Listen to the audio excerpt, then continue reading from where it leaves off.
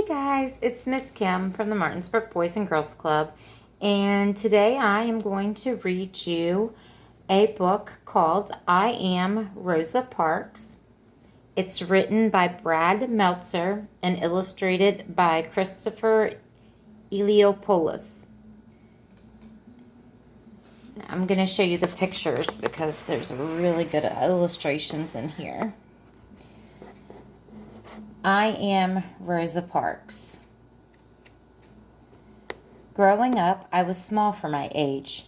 I was sick a lot too, since we didn't have money for a doctor. But that didn't mean I was weak. When I was 11, as I was walking home from school, a boy on roller skates came zipping by and shoved me. He thought I'd be an easy target. To his surprise, I turned around and pushed him back. I knew fighting was wrong, but I didn't want him picking on me again. His mother saw what happened. She was mad that I'd pushed him. But you know what made her even madder? I was black and her son was white. She immediately started yelling, "I'll have you put in jail. You'll never get out again." No question, it was scary. But my mother and grandfather taught me to respect myself and to expect respect from others. So instead of backing down, I stood my ground. And calmly but firmly, I explained, "Your son was the one who pushed me. I didn't bother him at all. I wasn't just standing up to that mom or even the boy on roller skates. I was standing up for myself." After that, the boy and his mom never bothered me again. Still, it's hard to change things. Sometimes it can take a long time. Back then, if you were black, you were treated unfairly just because of the color of your skin. You weren't allowed to live in the same neighborhood as a white person, eat in the same restaurant, ride the same elevator, or use the same bathroom. You couldn't even drink from the water fountain. Same water fountain. One was marked whites and the other one marked for colored. When I was little, I used to wonder if white water tasted different from colored water. I even wonder if colored water came in lots of other colors. But it didn't. The only difference was I had to walk outside or even down the block to get mine. Of course, it wasn't just about water fountains. This was my school. A small, old wooden building with one room and one teacher for all of us. Everyone from 5-year-olds to 6th graders were stuffed in that one room. There were no windows, there were no desks, and barely any books. We also brought our books home every night. Why? Because we were worried that folks who hated the color of our skin would burn down our school. Since most kids had to work on a farm to earn money, we only went to school 5 months during the year. Now here's the difference. Here's the school for the kids who were white. Notice the difference? It was a new brick building with beautiful windows, new desks, and plenty of books, plus a playground. Also, if you were black, you had to walk to school. If you were white, you got to take a bus. The worst part was when I'd walk home with my brother, the kids on the bus would throw trash at us. It made me feel horrible. But then there were no civil rights back then. The only solution was to move off the road. And really, what kind of solution was that? As I got older, things didn't change much. One winter, I was waiting for the local city bus. If you were black, you had to ride in the back of the bus. If you were white, you rode up front. On that day, the back of the bus was packed. But there was plenty of seats in the front. I was just trying to find a place to sit, but as I entered through the front door of the bus, "What do you think you're doing? You need to get off and use the back door. Only whites can come in the front."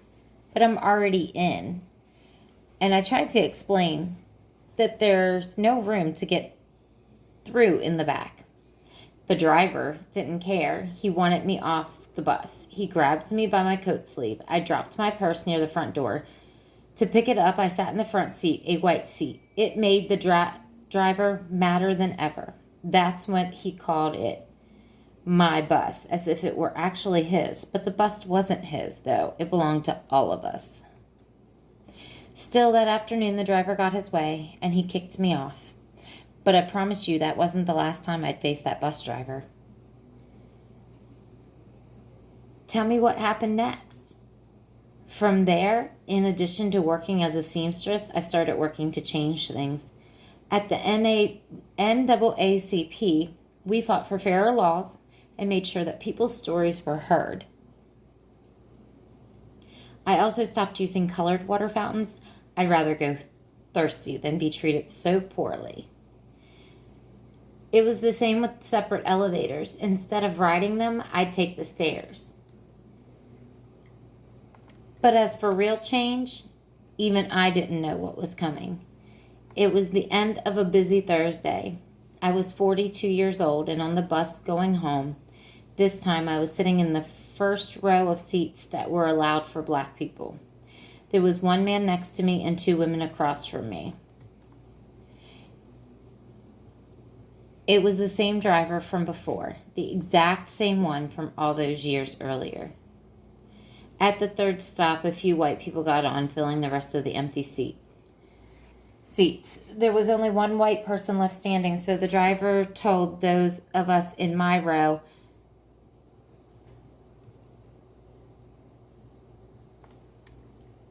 to move to the back. At first, none of us moved, but then when he asked again, the other three people got up. I stayed right where I was. Sliding over to the window, I thought about what he was demanding. He wanted to take my seat away. He wanted to give it to that man. And why? Because I was black and that man was white? I knew what the rules said, but I also knew in my heart that's not how you treat people. Without a doubt, the driver was mad, but I never lost my cool. I never raised my voice. People say that the reason I refused to give up my seat was because I was tired, and I was, but it wasn't the kind of tired that came from aching feet. The only tired I was tired of giving in.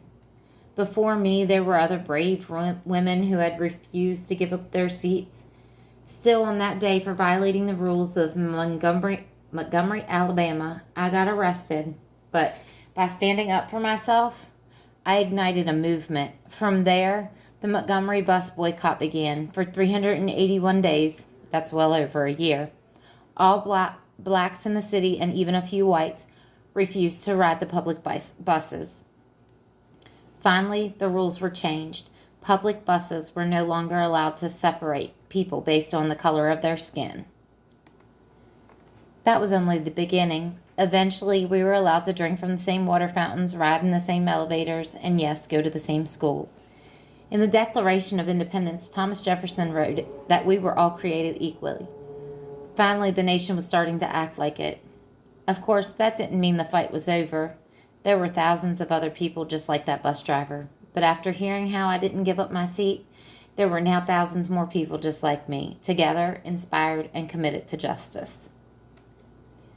In my life, people tried to knock me down, tried to make me feel less than I was.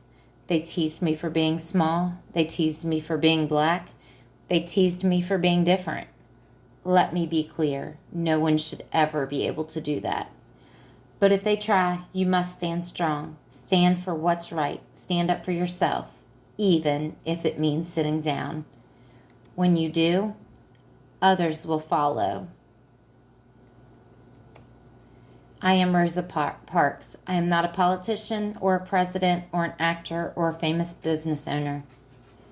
I am just an ordinary person, but I am also proof that there's no such thing as an ordinary person. I hope you'll always stand up for yourself, and I hope you'll remember that we're all in this together.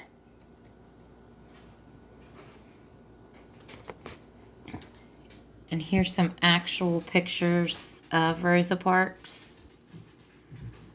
And not just the cartoon drawings, but it's really awesome. She changed the world. We still have a long way to go, unfortunately. Tell me what you thought of that. Tell me if you guys have ever felt that you were being pushed for being a different race or a different culture, because that's not right. We're all in this together. We're all human, and that's what matters. So be kind, be safe, be happy and healthy, and I'll see you soon.